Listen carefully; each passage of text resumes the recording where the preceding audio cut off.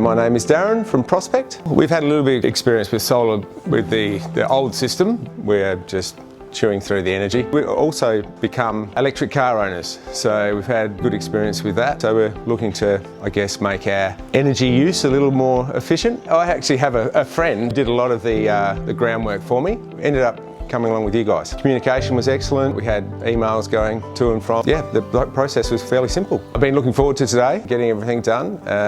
You guys are quite busy. Definitely influenced the affordability and deciding when was a good time to do it. Friendly bunch. The interactions I've had with you guys so far have been excellent, and I expect that will continue.